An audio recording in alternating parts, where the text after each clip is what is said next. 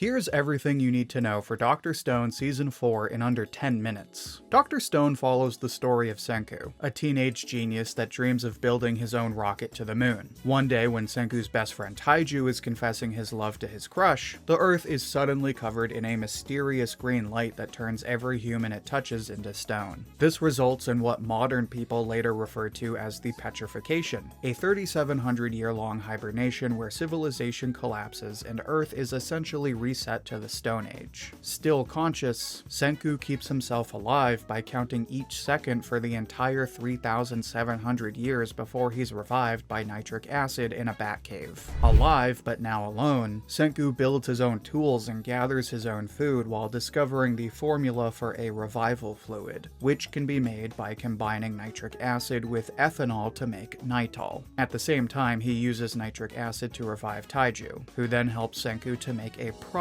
revival fluid. Once they have it, they try to revive Taiju's crush, Yuzuriha, but they get attacked by lions. They instead revive Tsukasa, the strongest primate high schooler who happens to be an MMA champion. The three quickly become friends, but Tsukasa eventually decides that they should be destroying the petrified adults and only reviving the young and innocent people in order to create a stone world paradise. Senku wants to revive everyone and restore civilization, so seeing that Tsukasa is completely insane, he tries to hide the revival fluid. But just as they revive Yuzuriha, Tsukasa discovers the revival fluid and threatens to kill them. So Senku's group runs away to find gunpowder in order to kill Tsukasa, but he catches up to them and breaks Senku's neck. Thankfully, Taiju uses the revival fluid on a part of Senku's neck that's still petrified, reviving and saving Senku before he's completely dead. Now, in order to stop Tsukasa, Taiju and Yuzuriha decide to spy on him while Senku tries to recruit new allies. He soon comes across Kohaku, a Stone Age girl who tried to fight Tsukasa and is now trapped under a tree. After Senku saves her, Kohaku agrees to help him and brings her to her village. There he meets some of the villagers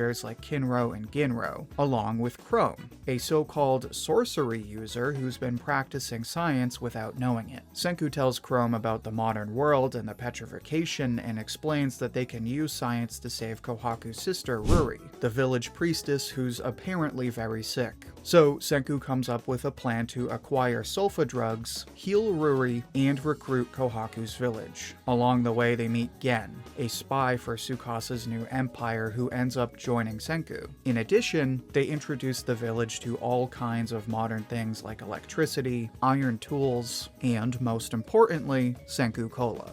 Eventually, they compete in a fighting tournament against the village's bootleg Gaston in order to save Ruri from getting married. Instead, Senku wins by default, marries Ruri, and then divorces her a minute later. At this point, they finally get the sulfa drugs and cure Ruri, who then reveals that the village has the same name as Senku, Ishigami. We then learn that while Senku was petrified, his father, Ishigami Byakuya, was up in space along with 4 other astronauts and a pop star by the name of Lillian Weinberg. The team escapes the petrification due to the fact that they're up in space in the ISS, so they decide to go back to Earth and try and rescue everyone. Eventually, they realize the full scope of the situation, so they decide to settle down and restart civilization from scratch. They start a village that would one day be there to help Senku, which sets us up to watch Senku recruit Ishigami Village into the Kingdom of Science. But just as they're celebrating, the village is attacked by a masked man by the name of Hyoga. This event starts the Stone Wars that takes place between the Kingdom of Science and the Tsukasa Empire. In order to regain the Batcave, win the war, and save everyone involved, Senku and Gen devise a plan to use a record left by Lillian and their new telephone in order to trick everyone into joining the Kingdom of Science. They start by reconnecting with Taiju and Yuzuriha, but they just so happen to get stopped by a Lillian superfan by the name of Nikki. But with his 10 billion% charm, Senku tells Nikki that he'll protect Lillian's last song and convinces her to join them. Then they recruit Ukyo, a trained sonar operator who joins Senku because he wants to stop Tsukasa from killing any more people. In the meantime, Chrome gets captured by the Tsukasa Empire and is watched over by Yo, who used to be a police officer. Chrome uses science to escape the jail cell and defeat Yo and rejoins the Kingdom of Science for their final assault. Senku and his team attack the Tsukasa Empire and regain the Batcave without killing anyone, but then they're confronted by Tsukasa and Hyoga. The two people they have zero chance of beating in a group fight, so Senku quickly puts together some gunpowder in order to threaten Tsukasa with dynamite. Now, in a truce, Senku uses the dynamite to find Tsukasa's lost sister Mirai, who had been stuck in a coma in modern times, but is now saved thanks to the petrification. But in a dastardly scheme, Hyoga uses Mirai to trick Tsukasa, fatally wound him, and take over the Empire. On the verge of death, Tsukasa teams up with Senku, and the two of them manage to defeat Hyoga. But Tsukasa is beyond saving, so Senku freezes his body until he can find a way to petrify him and bring him back. Using his new allies in the Tsukasa Empire, Senku tells everyone that they're going to search the world for the source of the petrification. To do this, they revive Ryusui, the heir to the Nanami conglomerate, which was the largest maritime corporation in Japan.